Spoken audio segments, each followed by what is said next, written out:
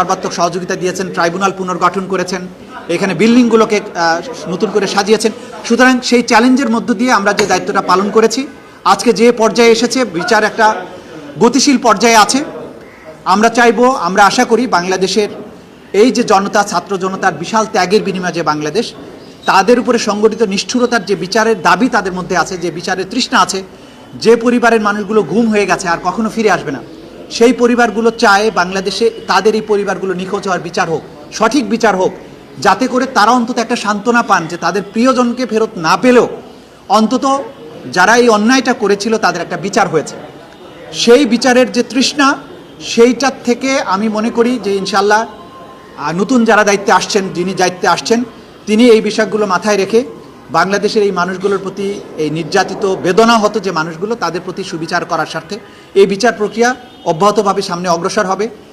আমি তো মনে করি কোনো শঙ্কার কারণ নেই, এটা স্বাভাবিক প্রক্রিয়া। রাজনৈতিক সরকার যখন নতুন সরকার দায়িত্ব নেয়, নির্বাচিত সরকার, স্বাভাবিকভাবেই তাদের রাষ্ট্রের বিভিন্ন জায়গায় তারা তাদের পছন্দনীয় লোকজনকে বসাবেন, এটা হচ্ছে স্বাভাবিক নিয়ম। একদল যখন ক্ষমতার থেকে চলে যায়, আমি এখানে নিয়োজিত হয়েছিলাম অন্তর্বর্তীকালীন সরকারের সময়, এখন নতুন সরকার এসছেন, তারা তাদের পছন্দের লোককে, তাদের কাজের সুবিধা, তাদের নিজস্ব পরিকল্পনা আছে, তারা নিশ্চয়ই সেই অনুযায়ী এখানে বসিয়েছেন।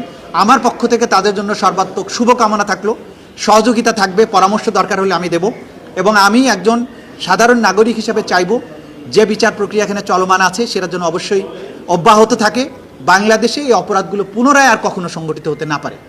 এটাই মোটামুটি এখনকার প্রতিক্রিয়া আমার জন্য। আপনারা সবাই ভালো থাকবেন।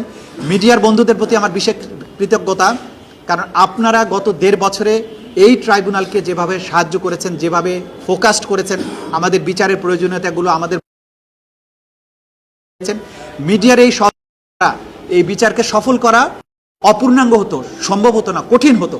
মিডিয়ার প্রতি আমাদের কৃতজ্ঞতা। আপনারা অসম্ভব পরিশ্রম করেছেন রাষ্ট্রের প্রতি, বাংলাদেশের মানুষের প্রতি আপনাদের ভালোবাসা, দায়বদ্ধতার জায়গা থেকে আপনারা এটার প্রমাণ দিয়েছেন। আমি আশা করব আপনারাও আগামীতেও এই একই ধারা অব্যাহত রাখবেন।